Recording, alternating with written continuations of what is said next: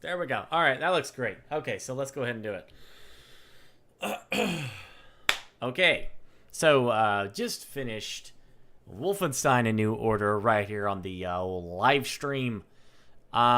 We did play it on Uber difficulty, and I'll get into that in just a moment. Anyway, what is it first? Well, it's obviously a first-person shooter set in the grand return of the Wolfenstein universe.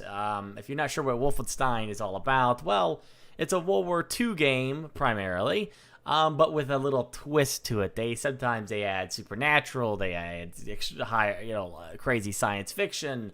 They add all this what if scenarios, like in the first Wolfenstein, which was on the Apple II. You had to fight a mechanized Hitler. Then there were other ones, and then the most recent one before this one was Return to Castle Wolfenstein.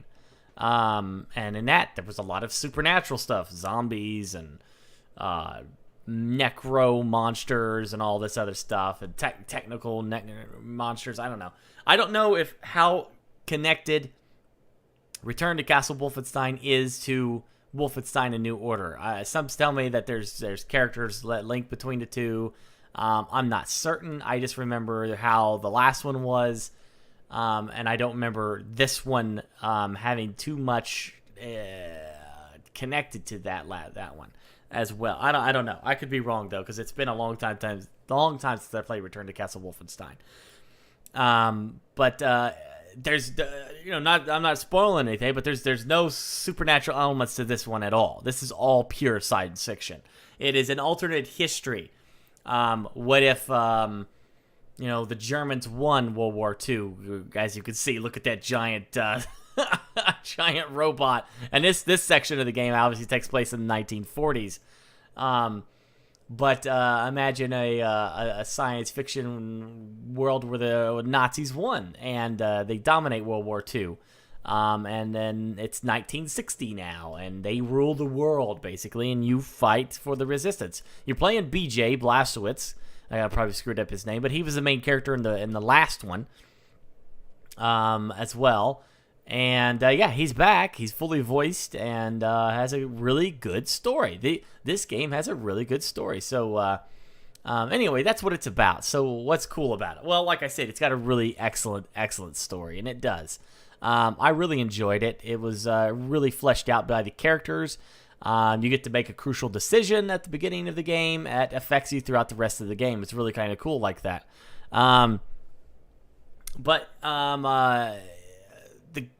Everything felt good. The music, the voice acting, the story, the gun controls felt really good. I really love the way that if you held down, I think it was left L1 on your whatever, or left bumper, whatever you're playing with, you have full cover. Like you could duck behind stuff and come out and peek around and everything. That's something more shooters should do. Instead of forcing cover mechanics, let me do my own cover. And they allow you to do that with this kind of like super lean system. You can go all the way down, all the way up, all this kind of, very flexible character. And I thought that was really cool about it. I really, really like that. The guns were cool. I mean, some people didn't like the guns, but I thought they were all right. They served their purpose. They were fun. Geez, what else? I don't know. It's kind of like it just felt good. The game was pretty solid. It was a good Wolfenstein game. Things were freaked me out as well as they should, like they should in most Wolfenstein games, and I didn't really have any crazy problems with it. It was really I had a lot of fun with it. It was a good game to play. So I guess what sucked about it? Well, I don't really consider it. This part sucked, but I will give you a warning that the Uber difficulty, that's the highest. It could be a little crazy, and it's not Dark Souls crazy, but it could be a little frustrating at some points. So if you really don't want that frustration, but you do enjoy a challenge, I would definitely probably go for the difficulty just below Uber and enjoy your experience a little bit with a challenge. outside of that, if you go for Uber, be prepared to smack your head against your controller a couple times and break a couple things. Other than that, you'll be all right. No multiplayer, I guess, is another negative. The Return to Castle Wolfenstein had an amazing multiplayer component. I mean, we had so much fun in that for so long. It was kind of like an objective, go to point A or point B to hold things, capture and hold. It was just a lot of fun. Of course, this game wasn't really built for PvP. Excuse me. I stayed up late to finish this.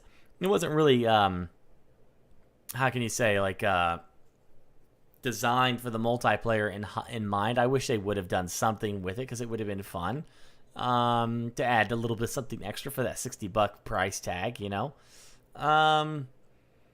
Gameplay wise, I don't really have much of an issue. I know a lot of people said that the game itself was having tons of issue, like running on like PC, Xbox, or PS4.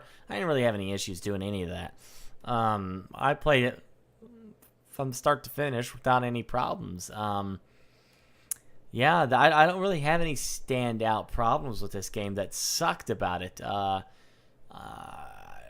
that I'm recalling anyway. I mean, I don't know. I just can't think of anything that was like, oh, that was terrible. Yeah. But I guess we can ask the chat now while I get to, is it worth it? But chat, why don't you guys weigh in here and tell us your opinion? Type a 1 if you would like Wolfenstein and recommend it. If you maybe you haven't played it, but did you like the stream of it? Did you enjoy it? Do you think it was a good game? Type a 2 if you do not. If you did not like the game at all, or you didn't like the stream of it, because wish I had done something else. That's the best way to get your opinion across. So is it worth the $60 price tag? Well, geez, if it had, I think this is a solid $40 game. I really do. I think it's a solid $40 purchase. $60, I think that's asking a little too much for what you get. You get a pretty good single player campaign. That's, no one's saying it's not, but it's not like, oh my gosh, Skyrim kind of single player campaign. It's just it's a shooter. You go through this awesome story, you enjoy the good combat, and but it's not a $60 experience. It's not. It's probably $40.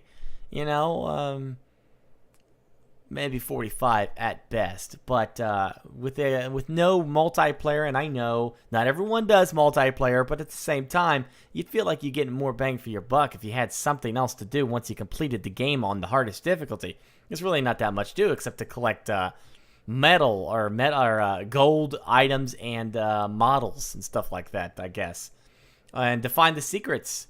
Which is another cool thing. The original Wolfenstein is in this, but we're kind of revamped a little bit.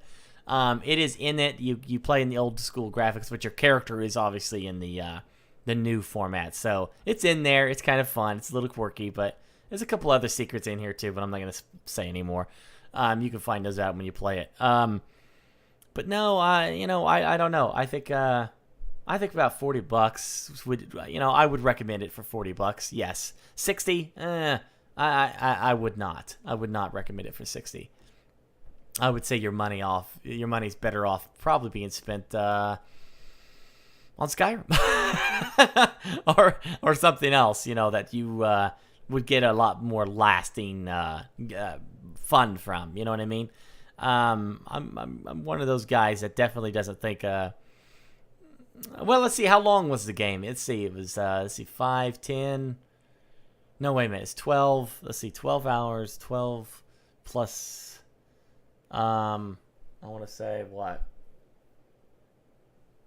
18, 19, 20. I'd say about 20 hours of gameplay. Right? That sounds about right. It's a 20-hour experience. Probably shorter if you play it on easier difficulties than what I did. I chose Uber. So yeah, I still think 40. Yeah, still definitely think 40. Anyway, that's my opinion, you guys. Take it with it. If it helps you make a decision one way or another, take it for what it's worth. Whatever. I hope you have a good time, and I'll see you all next time. Bye.